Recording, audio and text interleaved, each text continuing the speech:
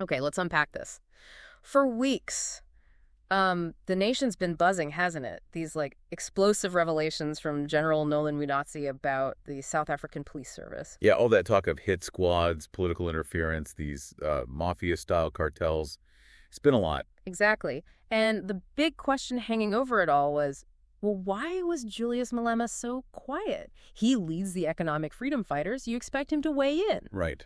The silence was noticeable. Well, that silence is officially broken. And what he said at a recent state funeral, it has absolutely, set fire to the national debate. Yeah, and what's fascinating here, I think, is just how direct he was, especially given the platform, a state funeral. Mm-hmm.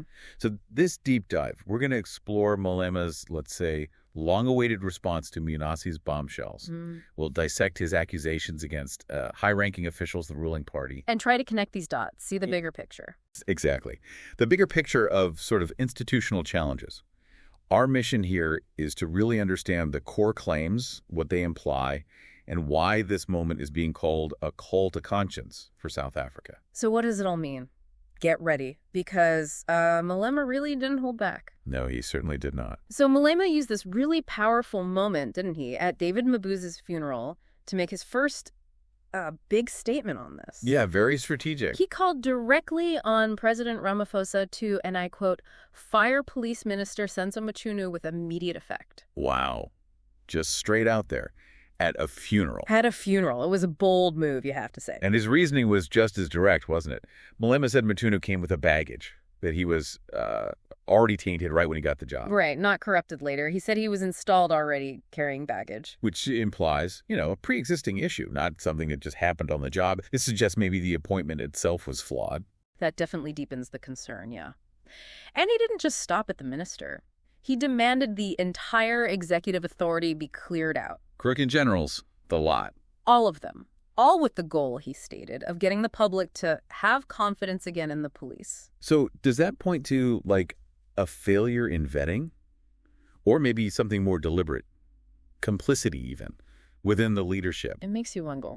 It certainly suggests, at best, maybe deliberate negligence. At worst, a calculated political move. And Malema's core point seems to be the role of the police is to deal with crime, not to connive with criminals. And that gets right to the heart of it, doesn't it? Public trust. Absolutely. It suggests the very institution meant to protect people might be compromised right from the beginning. And what's really striking is how this lines up almost perfectly with what General Munazi has been revealing. It really does. Malema's statements about Minister Mchunu, they seem to echo, maybe even confirm, those bombshells Munazi dropped weeks ago. Let's recap Munazi's allegations for a sec. He was claiming Mchunu is obstructing investigations, right? Yes, and actively helping to disband the political killings task team. Yeah. Plus, that critical dockets were being hidden, basically buried, to protect politicians. Really serious stuff. Incredibly serious.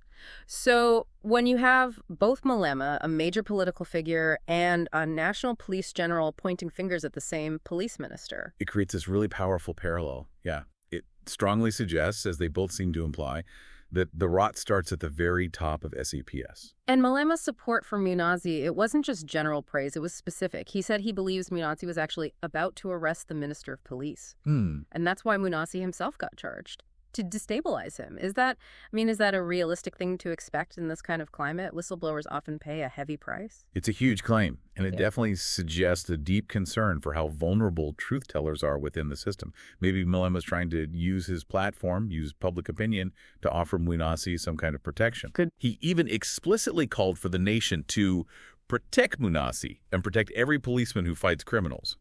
He didn't stop there either. He wished for another Munazi in Sharpeville, another in the Eastern Cape, the Western Cape. Basically everywhere. The whole of South Africa. Yeah. It really underscores this desperate need he sees for committed, uncorrupted officers across the entire country. Okay, so that's the police side. But if you thought he went hard on the police, wait until you hear his attack on the ANC. It was brutal. Oh, absolutely. He didn't just criticize the party. He called it a cartel. A criminal cartel, yeah.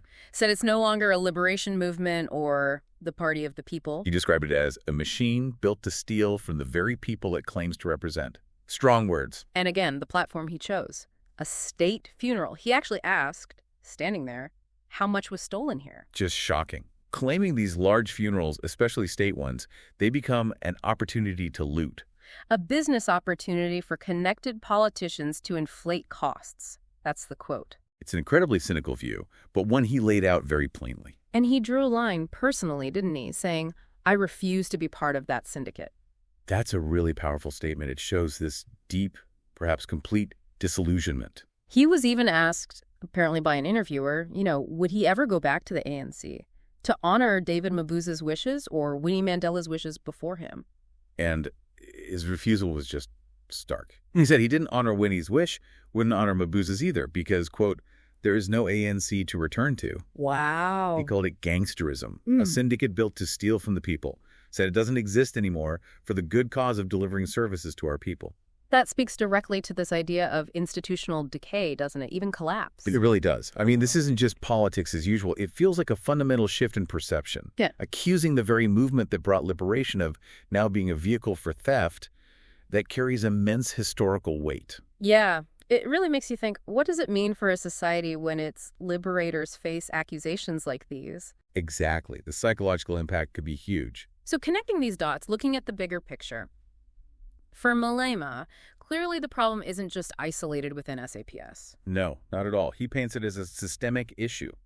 A political system, he says, that rewards criminals and punishes truth-tellers. And he sees this rot spreading across different institutions. Yeah, he explicitly links them.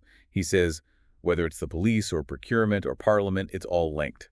It's all part of the same problem. And the timing, the way he did it, that seems strategic too. Very. As you said, this wasn't just some angry tweet. It was a national speech connecting everything. Right. From the police ministry right up to the presidency, from these elite funerals to public looting, linking Matundu directly to what he calls the failed legacy of the ANC. It's a comprehensive indictment. Yeah. He's arguing it's not about isolated bad apples, but a systemic failure where criminality is almost rewarded within the political structure itself. Which really forces you, the listener, to question your trust in governance as a whole, doesn't it? If the system itself is seen as corrupt. It fundamentally reshapes that trust, or what's left of it. And he finished with this really potent metaphor for the country's situation. You don't fix a rotting house by decorating it. You tear it down and rebuild it. That's a radical vision, isn't it? Not reform, but complete rebuilding.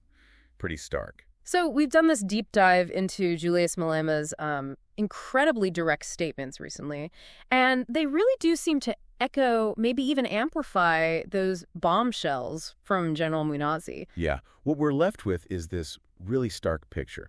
Allegations against top officials, against the very fabric of governance in South Africa. It really raises a critical question, I think. If a leader like Malema can speak out this boldly, connect these crucial dots in public. What does that actually mean? What are the wider implications for national stability, for public accountability? And for you listening, this isn't just about politicians squabbling. No, it feels bigger. It feels like it's about the future of South Africa itself, about the integrity of its core institutions. It's definitely a moment that challenges us, doesn't it? It makes you consider, do we just stay silent?